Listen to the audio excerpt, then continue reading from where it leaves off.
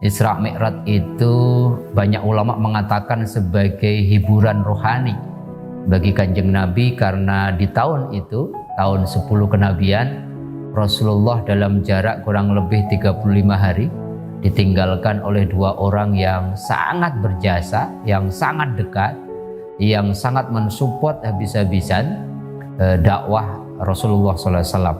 Pertama, Rasulullah ditinggalkan oleh paman tercintanya Abu Thalib. 35 hari kemudian, beberapa pendapat mengatakan Rasulullah ditinggal oleh sang istri tercinta Sayyidah Khadijah umur 65 tahun. Yang kedua, Rasulullah ternyata dibelah dadanya dulu oleh malaikat dan kemudian dibersihkan, dibasuh dadanya dengan air zam-zam. Yang ketiga, Rasulullah sholat 2 rakaat bersama para nabi dan rasul dan para malaikat. Semua mempersilahkan Nabi Muhammad untuk menjadi imam. Kemudian yang keempat, malaikat Jibril menyuguhi Rasulullah 2 bejana. Yang satu bejana isinya khamar, satu bejana lagi isinya susu. Dan alhamdulillah Rasulullah kemudian memilih susu sebagai simbol waktu itu. Ketika Rasulullah memilih susu, kemudian malaikat Jibril mengatakan ini adalah fitrah manusia. Kelima, dalam surat An-Najm itu digambarkan qobal qosaini aw adna. Rasulullah sangat dekat, gitu, seperti 2 busur dengan Allah. Oleh-oleh dari hiburan rohani beristiwa Isra dan Mi'raj itu, Rasulullah diberi oleh-oleh yang menjadi pembeda umat Islam dari umat yang lain, menjadi pegangan yang luar biasa yang namanya sholat.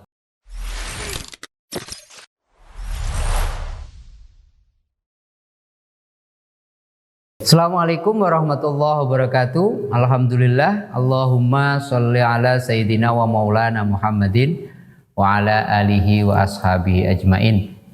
Sahabat-sahabatku, pemirsa channel Tauhid Cinta, ketemu kembali. Hari ini kita akan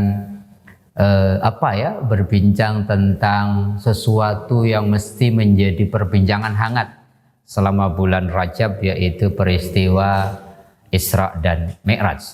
Ada beberapa catatan yang saya kira penting ya, sekedar untuk review buat teman-teman semua tentang Isra Mi'raj. Yang pertama, kita tahu Isra Mi'raj itu banyak ulama mengatakan sebagai hiburan rohani bagi Kanjeng Nabi, karena di tahun itu, tahun 10 kenabian, Rasulullah dalam jarak kurang lebih 35 hari ditinggalkan oleh dua orang yang sangat berjasa, yang sangat dekat, yang sangat mensupport habis-habisan dakwah Rasulullah SAW. Pertama, Rasulullah ditinggalkan oleh paman tercintanya Abu Thalib umur 80 tahun, padahal kita tahu kan Rasulullah ikut Abu Thalib sejak umur 12 tahun. Kesedihan tentunya luar biasa. Kesedihan belum surut dari dada Rasulullah. 35 hari kemudian, beberapa pendapat mengatakan Rasulullah ditinggal oleh sang istri tercinta Sayyidah Khadijah umur 65 tahun. Sehingga tahun itu disebut Amul Husni, tahun kesedihan. Maka karena kesedihan itu Rasulullah kemudian diberikan hiburan, dipanggil oleh Allah, diperjalankan dari Masjidil Haram ke Masjidil Aqsa, dan kemudian naik menemui Allah ke Sidratil Muntaha yang kita kenal dengan peristiwa Isra Mi'raj. Yang kedua, ada catatan menarik tentang Isra Mi'raj, sahabat-sahabatku, bahwa kita tahu sebelum Rasulullah diperjalankan di malam hari, yang badikan dalam surat Al-Isra ayat 1 itu, Rasulullah ternyata dibelah dadanya dulu oleh malaikat dan kemudian dibersihkan, dibasuh dadanya dengan air zam-zam untuk menghilangkan segala kotoran, menghilangkan segala hijab yang akan kemudian menghalangi, karena Rasulullah kita tahu tentunya lewat Mi'raj akan bertemu Allah Subhanahu wa Ta'ala. Kita tahu Rasulullah dibedah dadanya itu tidak cukup sekali. Dalam banyak riwayat yang kita baca, kemudian Rasulullah itu dibedah sampai 4 kali. Rasulullah pernah dibedah saat kanak-kanak umur 4 tahun ketika masih dalam asuhan Halimatus Sa'diyah. Rasulullah kemudian diambil seseorang yang kita tahu malaikat, dan kemudian dari hatinya diambil bagian hitamnya, yang itu adalah bagian-bagian yang sisi buruk dari Rasulullah. Rasulullah ketika mulai balik juga dibedah lagi umur 10 tahun untuk menghilangkan anasir-anasir yang syar ya, yang buruk, dan ketika umur 40 tahun ketika dipersiapkan diangkat menjadi nabi dan rasul juga Rasulullah dibedah. Saya kira ini satu hal yang menarik, dan di dalam riwayat Bukhari dan Muslim di malam hari Rasulullah mengatakan malam 27 Rajab itu Jibril datang kemudian membelah dadaku, membasuhnya dengan air Zam-Zam, kemudian dia menaikkan aku bersama Jibril satu kendaraan yang kita kenal dengan buruk ya. Dalam hadis itu digambarkan dzabah, satu binatang yang lebih besar dari keledai tapi lebih kecil dari bukhol atau dari kuda, yang kemudian Jibril kemudian di depan, kemudian Rasulullah di belakang, dan diperjalankan di malam hari sampai ke Baitul Maqdis. Itu satu riwayat yang panjang lebar kalau kita baca hadisnya. Ini satu hal yang juga menarik. Buruk itu maknanya kilat. Saking cepatnya perjalanan malam hari itu dari Masjidil Haram ke Masjidil Aqsa, 1500 km bisa ditempuh dengan secepat itu. Yang ketiga, ada hal yang menarik lagi.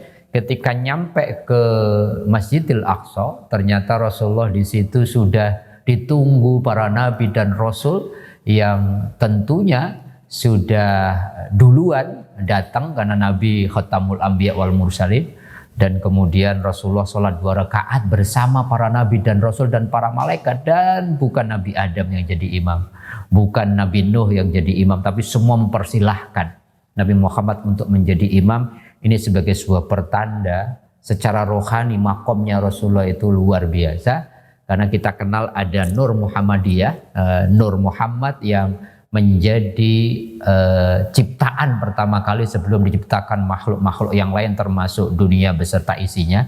Tetapi ada namanya Muhammad historis yang lahir tahun 570. Jadi secara rohani para nabi-nabi yang datang sebelum Rasulullah sudah mengenal Nur Muhammad atau prototipe Rasulullah Sallallahu Alaihi Wasallam. Itu menjadi pertanda bahwa memang Rasulullah adalah makhluk yang terbaik yang pernah diciptakan Allah di muka bumi ini.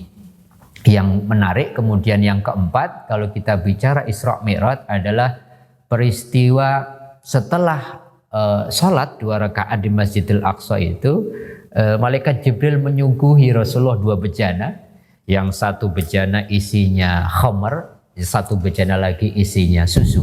Dan alhamdulillah Rasulullah kemudian memilih susu sebagai simbol waktu itu. Ketika Rasulullah memilih susu, kemudian malaikat Jibril mengatakan ini adalah fitrah manusia. Susu ini tentunya bukan susu sapi, bukan susu hewan, tetapi susu dari ibu kita sebagai fitrah, makanan yang paling alami, yang paling esensial, yang paling murni yang diciptakan Allah Subhanahu wa taala. Bayangkan kalau Rasulullah waktu itu memilih khamr, maka ini simbol sebaliknya ya, sesuatu yang merusak, sesuatu yang kemudian menghilangkan akal dan sebagainya. Dan alhamdulillah waktu itu Rasulullah memilih susu, sampai berkali-kali ditawarin, tetap Rasulullah istiqomah memilih susu. Yang kelima, ini satu hal yang paling besar ketika kita bicara Isra Mi'raj adalah peristiwa Rasulullah setelah memilih susu, kemudian Rasulullah siap melakukan Mi'raj, perjalanan menanjak secara rohani. Rasulullah ke langit dunia, ke Baitul Ma'mur, langit sampai langit ke-7, ke Baitul Ma'mur yang berisi 70.000 malaikat, sampai ke Sidratul Muntaha. Satu tempat yang kira-kira Sidratul Muntaha itu tempat kesudahan yang kemudian tidak ada yang bisa mencapainya. Bahkan malaikat Jibril pun mempersilahkan Rasulullah karena Jibril tidak sanggup ke Sidratul Muntaha. Dalam surat An-Najm itu digambarkan qobal qosaini au adna. Rasulullah sangat dekat gitu, seperti 2 busur dengan Allah, bertemu dengan Allah. Dan kita tahu oleh-oleh dari hiburan rohani peristiwa Isra dan Mi'raj itu, Rasulullah diberi oleh-oleh yang menjadi pembeda umat Islam dari umat yang lain, menjadi pegangan yang luar biasa yang namanya sholat. Kita waktu itu tahu sejarahnya, riwayatnya panjang sekali. Rasulullah pertama kali diperintahkan 50 waktu sampai ketika turun ke langit lagi, kemudian ketemu Nabi Musa. Nabi Musa mengingatkan, nanti umatmu tidak mampu 50 waktu ini. Berkali-kali naik turun sampai kemudian Rasulullah merasa malu untuk minta diskon karena sayangnya sama kita, sehingga akhirnya diperintahkan sholat 5 waktu, tetapi nilainya seperti 50 waktu. Karena Rasulullah mengatakan, man sanna sunatan hasanah falahu asyru amsaliyah. Barang siapa melakukan kebaikan satu saja, maka nilainya dikalikan 10 kali. Jadi walaupun kita sholat 5 waktu dikalikan 10, sesungguhnya sama dengan 50 waktu. Ini menarik. Yang pertanyaannya adalah, peristiwa Isra Mi'raj ini tahun 10 kenabian. Ya, selama Rasulullah 10 tahun, dari umur 40 sampai 50 itu sholat apa? Apakah tidak sholat? Ada beberapa riwayat mengatakan sebelum itu Rasulullah diperintahkan sholat malam. Jadi sholat malam itu sempat diwajibkan. Ada yang mengatakan Rasulullah sholatnya cuma 2 kali. Pagi hari sholat 2 rakaat, sore hari sholat 2 rakaat. Dan itu dinasah semua ketika peristiwa Isra Mi'raj. Dan kemudian 5 waktu perintah sholat sampai sekarang. Ini menarik karena sholat ini rukun Islam yang paling utama setelah syahadat. Sholat adalah imaduddin, sholat itu tiangnya agama, sholat itu as-sholatun nur, sholat itu cahaya. Orang kalau sholat itu mencahayai dirinya, bisa membedakan hak mana yang batil. Sholat itu juga akan menjadi pembersih jiwa. Rasulullah mengatakan sholat itu akan membersihkan jiwamu dari kotoran hati, seperti orang yang punya rumah, di depannya itu ada sungai mengalir jernih dan engkau mandi 5 kali sehari di air yang mengalir dan jernih itu, apakah masih ada kotoran di badanmu? Kata para sahabat mengatakan pasti bersih.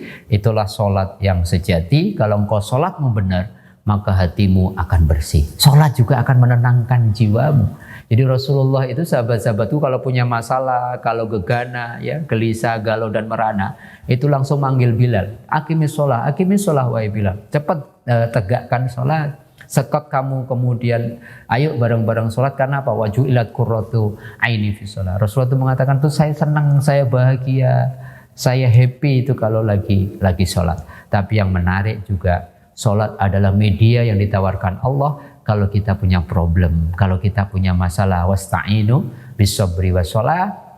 Wahai hamba-hambaku, kalau kalian punya masalah, punya problem, mintalah tolong sama aku. Dengan apa? Dengan sabar dan sholat. Saking pentingnya sholat, maka Rasulullah mengatakan, perintahkanlah putra-putrimu kalau umur 7 tahun untuk sholat. Dan bahkan kalau sudah 10 tahun, kau boleh kemudian mengingatkannya dengan pukulan, tentunya tidak menyakitkan, agar mereka menegakkan sholat.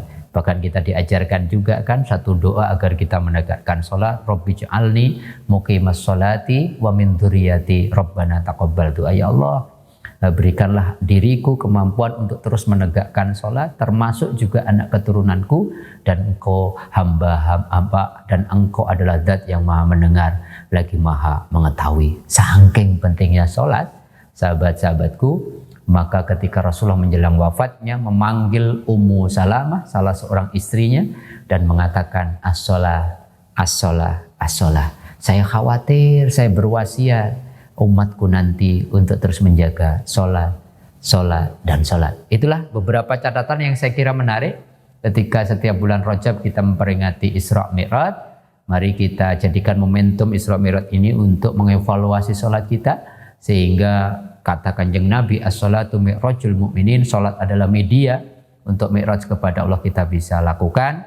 Karena sejatinya orang sholat itu sedang mi'raj, sedang berdialog, sedang berkomunikasi dengan Allah. Mudah-mudahan mulai bulan ini, bulan Isra Mi'raj, bulan Rajab tahun ini, sholat kita menjadi sholat yang luar biasa. Sholat kita bisa tingkatkan, sehingga setiap sholat bukan sekedar kita gugur kewajiban, tapi momen-momen munajat, momen-momen mi'raj kepada Allah Subhanahu wa Ta'ala. Mudah-mudahan ada manfaatnya. Sampai bertemu kembali di lain kesempatan.